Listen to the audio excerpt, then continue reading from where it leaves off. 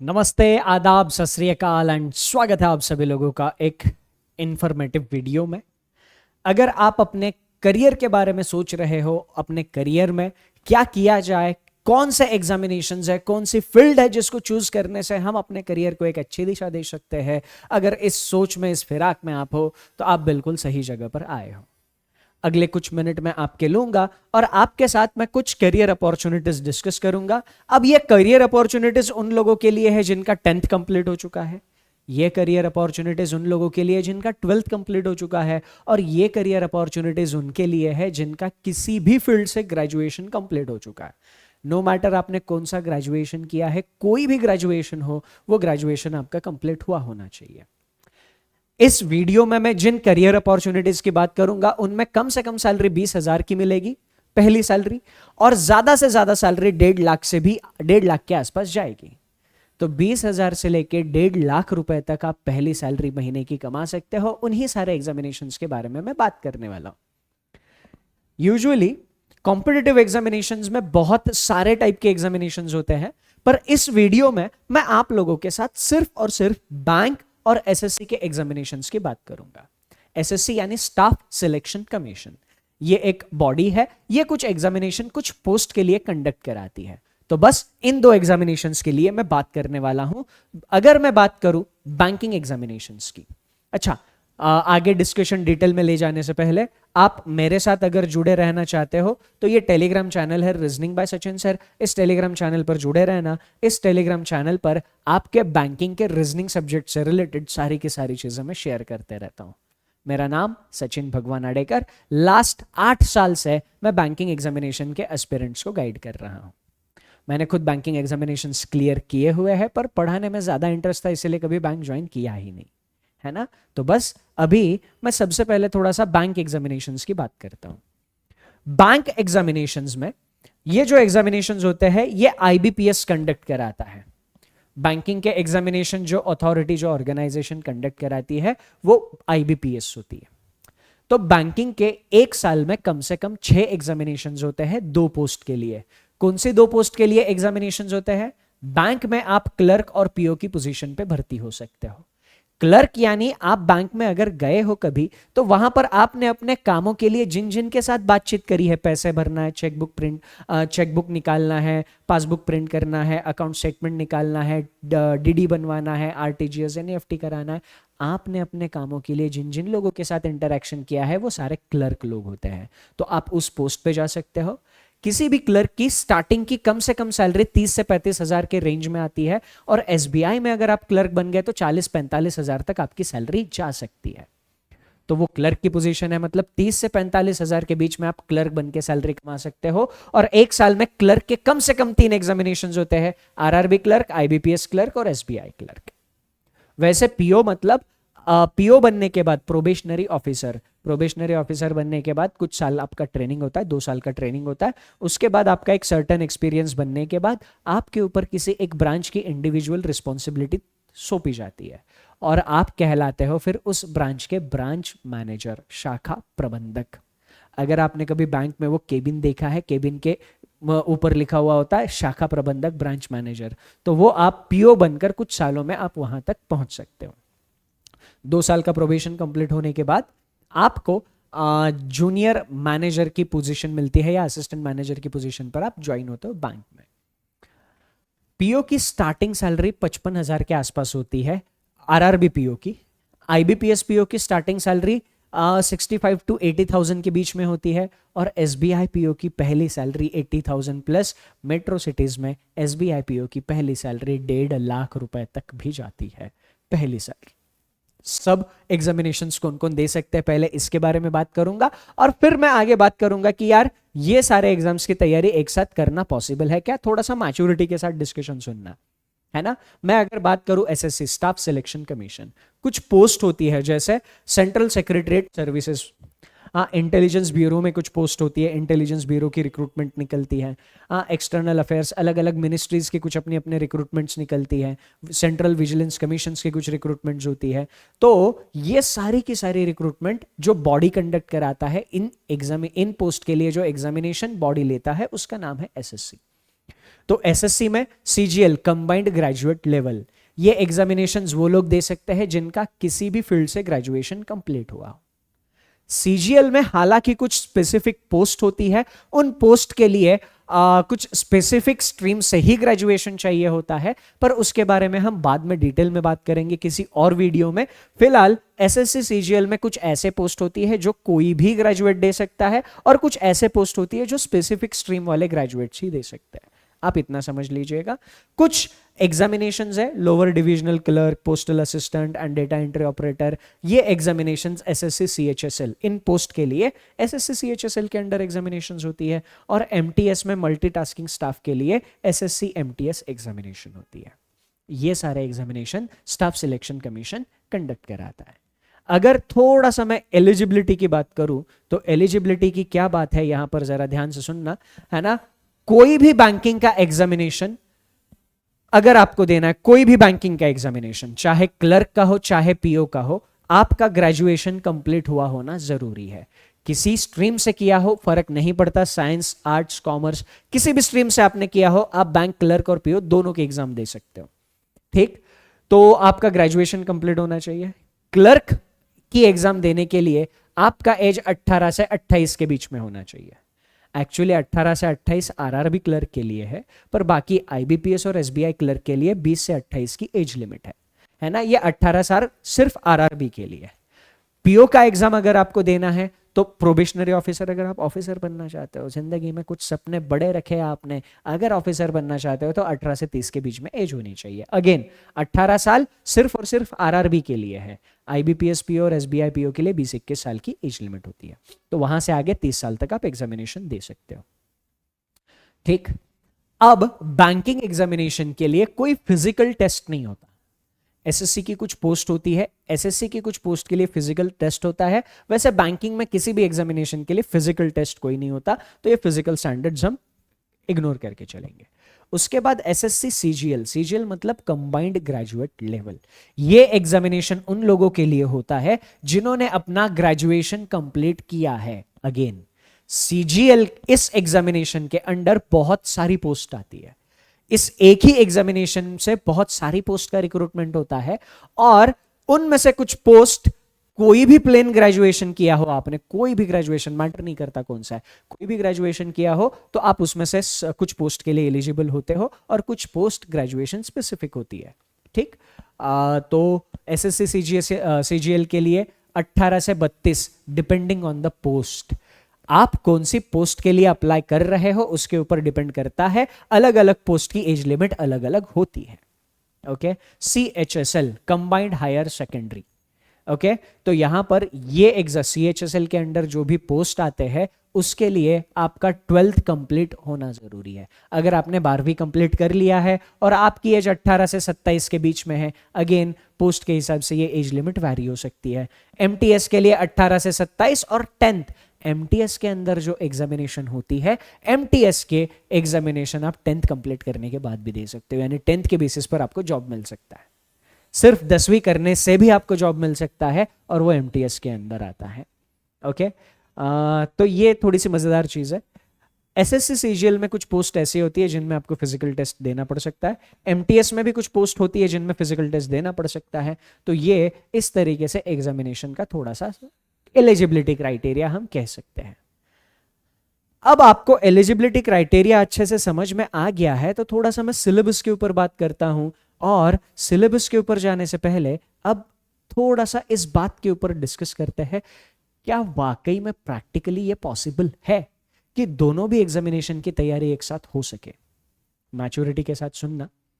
देखो, अगर आप पढ़ाई करने में अच्छे हो, अगर आप चीजों को सॉर्टेड रखकर समझने में अच्छे हो, तो ये पॉसिबल है।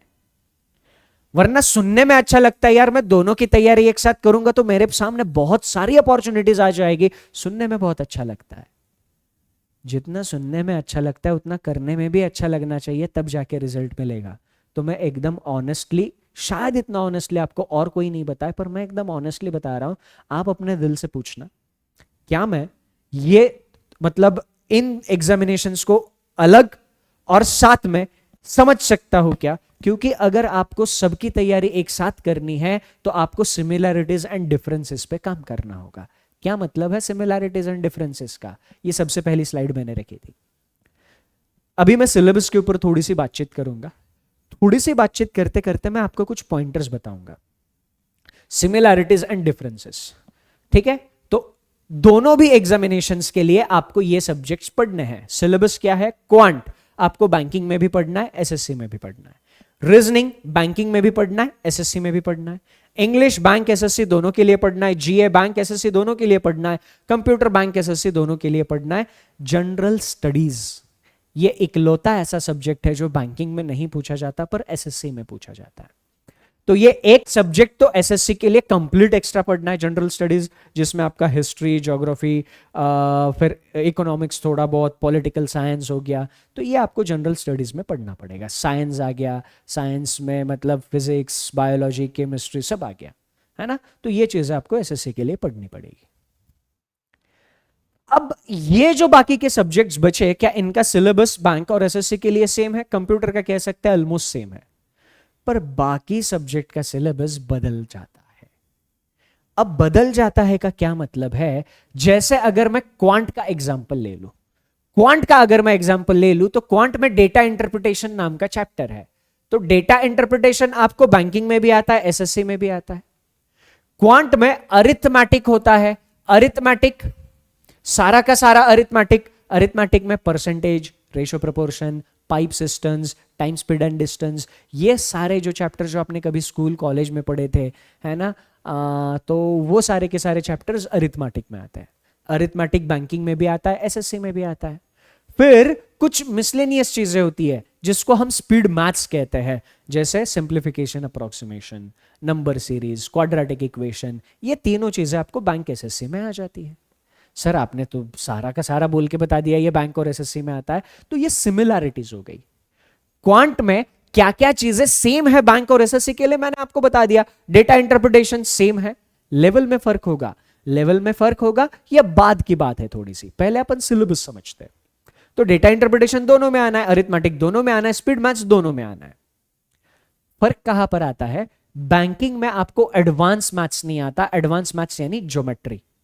बैंकिंग के एग्जामिनेशंस में हम ज्योमेट्री नहीं पढ़ते हैं, है ना। ज्योमेट्री मतलब ट्राइंगल की प्रॉपर्टीज, सर्कल की प्रॉपर्टीज, स्क्वायर, रेक्टेंगल, एंगल की properties, parallel line, perpendicular line, intersecting line, ये जो सारा का सारा ज्योमेट्री हमने 9th 10th स्टैंडर्ड में पढ़ा था, वो सारी की सारी ज्योमेट्री बैंकिंग में नहीं आती पर एसएससी में आती है, जो मैथ्स का पार्ट बन जाता है।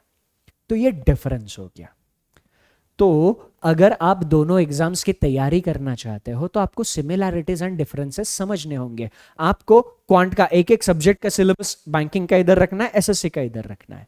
दोनों में जो कॉमन चीजें हैं वो सबसे पहले कंप्लीट करनी है। आपको जो चीज बैंक में भी दिखती है, एसएससी में भी दिखती है, जैसे इसमें बैंक और एसएससी दोनों में स्पीड मैथ्स आती है, स्पीड मैथ्स पहले कंप्लीट कर लो। बैंक और एसएससी दोनों में अरिथमेटिक आता है, अरिथमेटिक कंप्लीट कर लो। बैंक एसएससी दोनों में डेटा इंटरप्रिटेशन आता है, डेटा इंटरप्रिटेशन कंप्लीट कर लो। अब सिमिलैरिटीज हो गई, तो फिर आगे क्या करना है मैं आपको बताता हूं, डिफरेंसेस कैसे कवर करने हैं। ये पॉइंट पर मैं आऊंगा, उससे पहले थोड़ी सी और बात करनी है मुझे। लॉजिकल रीजनिंग में भी सेम है, जैसे फॉर एग्जांपल सिलोजिज्म चैप्टर है, बैंक एसएससी दोनों में आता है। Blood relation chapter bank SSC दोनों में आता है। डायरेक्शन डिस्टेंस बैंक एसएससी दोनों में आता है। पजल सिटिंग अरेंजमेंट दोनों में आता है ना। तो ये सिमिलैरिटीज हो गई। डिफरेंसेस कौन से हो गए? कुछ चैप्टर्स ऐसे हैं जो एसएससी में आते हैं पर बैंकिंग में नहीं आते, जैसे डायग्राम के चैप्टर हो गए, मिरर इमेजेस हो गया, वाटर इमेजेस हो गया, paper folding, paper cutting, dices, cubes, है ना। तो ये चैप्टर्स है रीजनिंग में जो एसएससी में आते हैं पर वो बैंकिंग का हिस्सा नहीं है, बैंकिंग एग्जामिनेशन में वो पूछा ही नहीं जाता। तो सिमिलैरिटीज एंड डिफरेंसेस तो सबसे पहला और इंपॉर्टेंट पॉइंट बन जाता है। हमें ईमानदार होकर अपने आप से पूछना है, क्या मैं पढ़ने में उतना स्मार्ट हूं? क्या मैं थोड़ा सा डिसिप्लिन के साथ दोनों के बीच में सिमिलैरिटीज आइडेंटिफाई करके और उनके डिफरेंसेस समझ करके अपनी तैयारी को आगे ले जा सकता हूं? अगर ईमानदारी से इसका आंसर हाँ मिलता है तो और तो ही दोनों एग्जाम साथ में तैयार करने का सोचना है। अब आपने पूरे के पूरे सिलेबस में सिमिलैरिटीज और डिफरेंसेस आइडेंटिफाई कर लिए, आपका सबसे पहला काम होगा आपको सिमिलैरिटीज कंप्लीट करनी है। आपका सबसे पहला काम क्या होगा, आपको सिमिलैरिटीज कंप्लीट करनी है। क्या मतलब है, कॉमन सिलेबस। जो बैंक और एसएससी का कॉमन सिलेबस है वो आपको सबसे पहले कंप्लीट करना है। इवन हम लोगों ने भी लास्ट ईयर ऐसा ही किया था। लास्ट ईयर हम लोगों ने एक दिशा फाउंडेशन बैच जो बैंक और एसएससी के लिए थी, दोनों की तैयारी एक साथ कराने के लिए हमने दिशा फाउंडेशन बैच लॉन्च करी थी, है ना। तो उसमें हमने यही किया था, दोनों का जो कंबाइंड सिलेबस है उसको सबसे पहले कंप्लीट कर लिया। अब सिमिलैरिटीज आपने कवर कर ली, तो डिफरेंसेस के पास आपको जाना है। और कैसे जाना, अब ध्यान से सुनना। आप जब डिफरेंसेस कवर करने जाओगे ना, तो सबसे पहले किसी एक एग्जामिनेशन को अपना प्राइम टारगेट बनाओ। आप ये डिसाइड कर लो, यार मेरा मेजर फोकस बैंकिंग रहने वाला है या मेरा मेजर फोकस एसएससी रहने वाला है। अगर आपको अपना जवाब मिल जाता है कि मेरा मेजर फोकस एसएससी है, तो फिर ये जो डिफरेंसेस में है ना, एसएससी वाला जितना भी पोर्शन बचा है सारा एसएससी का पहले कंप्लीट कर लो। अगर आपको आपका प्राइम फोकस बैंकिंग मिलता है, तो डिफरेंसेस में जो बैंकिंग के आपके कॉमन टॉपिक करने के बाद बचे हुए टॉपिक है वो बैंकिंग के कवर कर लो। तो एक प्राइम फोकस होना जरूरी है। क्यों जरूरी है मैं आपको अभी बताता हूं। सिमिलैरिटीज आपने कवर कर ली, इसका मतलब बैंक और एसएससी का एक सर्टेन प्रोपोर्शन, मतलब ऑलमोस्ट 50-60% सिलेबस सेम है। 50 to 60% सिलेबस दोनों में सेम है। तो आपने वो कॉमन चीजें पढ़ ली, तो दोनों एग्जामिनेशन की 50-60% आपकी तैयारी हो गई। फिर आपने जब डिफरेंसेस चूज करे, तो डिफरेंसेस में आपने अपना टारगेटेड एग्जामिनेशन चूज कर लिया और उसके लिए तैयारी करना शुरू करी। इसका बेनिफिट क्या होता है पता है, एटलीस्ट एक स्ट्रीम ऐसी रहेगी जिसमें आप परफेक्ट बनते जाओगे। पहले एक एग्जामिनेशन सिलेक्ट कर लिया, उसके डिफरेंसेस आप पढ़ने लगे, तो चांसेस बहुत ज्यादा है कि उसमें आप परफेक्ट बनते जाओगे। अगर आप उसमें परफेक्ट बनते गए और उसमें से कोई एक आध एग्जामिनेशन निकल गया आपका, तो आपके जिंदगी का सबसे बड़ा जो बेरोजगारी का टेंशन है वो खत्म हो जाता है। मैं फिर से बता रहा हूं, शायद ही कोई आपको इतना ऑनेस्टली बता रहा होगा, मैं एकदम ऑनेस्टली बता रहा हूं, है ना, कि पहले कोई तो एक पहले जॉब ले लो यार। अब जॉब लेने के बाद फिर आपके जो डिफरेंसेस दूसरे के बचे हैं, अगर आपको लगता है नहीं यार इससे अच्छी पोस्ट तो उसमें मिल रही है, इससे अच्छी सैलरी और बेनिफिट्स तो उसमें है, तो फिर जो बचे हुए डिफरेंसेस है कवर कर लो और फिर एग्जामिनेशन देके निकाल लो। पहली प्रायोरिटी जॉब लेना होना चाहिए। जिंदगी से बेरोजगारी जितनी जल्दी खत्म कर सकते उतनी जल्दी खत्म करनी चाहिए, इस बात पे मैं विश्वास रखता हूं और यही मैं अपने सारे स्टूडेंट्स को सजेस्ट भी करता हूं। ठीक, तो बस ये कुछ बातें हैं जो आपको ध्यान में रखनी है प्रिपरेशन स्टार्ट करने से पहले। अब प्रिपरेशन में क्या होता है ना, गाइडेंस की जरूरत पड़ती है। अब गाइडेंस के लिए अगर आप ऑलरेडी किसी को फॉलो कर रहे हो, आपको सारी चीजें समझ में आ रही है, the best case scenario, keep following. अगर आप पहले से किसी को सुन रहे हो, उनसे पढ़ रहे हो, बेस्ट केस सिनेरियो है। बट अगर आप अभी रिसोर्सेस ढूंढ रहे हो और थोड़ा सा स्ट्रगल कर रहे हो, यार मैं कहाँ से करूँ कहाँ से नहीं समझ में नहीं आ रहा है, तो मेरे पास आप लोगों के लिए एक बहुत बेहतरीन रिसोर्स है। रिसोर्स का नाम है बैंक एंड एसएससी महापैक। क्या है बैंक एंड एसएससी महापैक? बेसिकली रिवोल्यूशन है, क्रांति है। ये क्रांति कह सकते हो। ये सब्सक्रिप्शन है। इस सब्सक्रिप्शन को आप 1 साल का लेना चाहे 1 साल का ले सकते हो, 2 साल का लेना चाहे 2 साल का ले सकते हो। कैसे लेना है वो भी बताता हूं, पहले क्या है समझते हैं। तो ये सब्सक्रिप्शन में हम लोग 1 साल के अंदर जितने भी बैंकिंग के और एसएससी के बैचेस निकालते हैं अलग अलग एग्जाम्स के लिए।